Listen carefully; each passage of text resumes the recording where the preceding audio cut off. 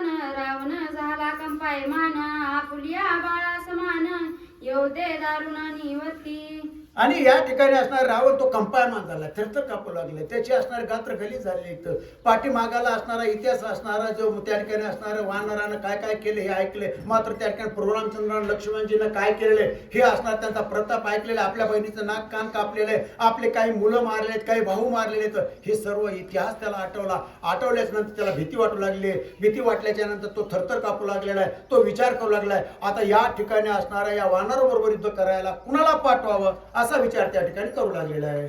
युद्ध देखील या दृष्टी नाही परतायाची गोष्टी रणपाडे कोट्यानु कोटी माटी रणगाडे. या ठिकाणी असणार ज्याने आपण पाठीमागं असणार महान अशा प्रकारचं युद्धामध्ये पराक्रम गाजवलाय, शौर्य गाजवलंय, अशा प्रकारचे असणारे वीर आपण पाठवायला पाहिजे, जेणेकरून ते पाठवलेल्या वीरानं असणारं त्या ठिकाणी त्या वानराला धरून आणलंच पाहिजे, कुठल्याही परिस्थितीमध्ये असणार त्यानं काम केलंच पाहिजे. अशा प्रकारचे वीर निवडावेत आणि त्यांना असणार त्याकडे युद्धाकरता त्या वानराला पकडण्याकरता, धरून आणण्याकरता, बांधून आणण्याकरता पाठवावं अशा प्रकारचा विचार असणार राजा रावणानं केलेला आहे.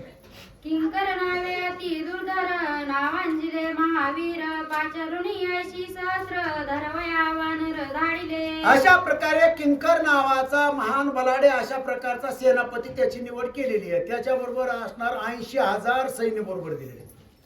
किती? 80,000. आणि 80,000 सैन्य बरोबर देऊन त्याला सांगितलं कुठल्याही परिस्थितीमध्ये तू असणार, तुझा हातखंडा आहे. ज्याप्रमाणे छत्रपती शिवाजी महाराजांनी त्या ठिकाणी असणार शिवाजी महाराजाला पकडण्याकरता खान साहेबांना त्या ठिकाणी असणार त्या कोणाला पाठवलं होतं? अफजल खानाला पाठवलं होतं. त्याप्रमाणे त्याने निवड केल्याच्या नंतर त्या ठिकाणी त्याला सांगितलं आता जायचं, त्या ठिकाणी जाऊन त्या मारुतीला असणार, त्या हनुमानाला असणार, त्या वानराला पकडून घेऊन यायचं, हे काम तुम्ही करायचं 80,000 जणांनी.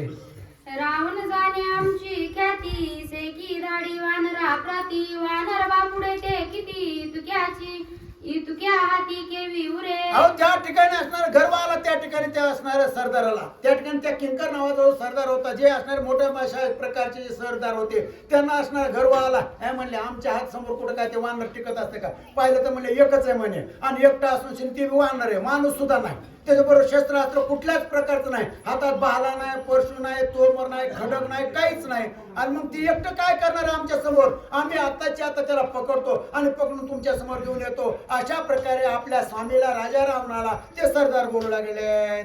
ऐसे करुणी गर्जन सहस्रात्री सनद पूर्ण धावणी आले अवघे जण शुकवना ठाकी. अशा प्रकारचं वचन असणार आपल्या राजाला दिलेलं आहे.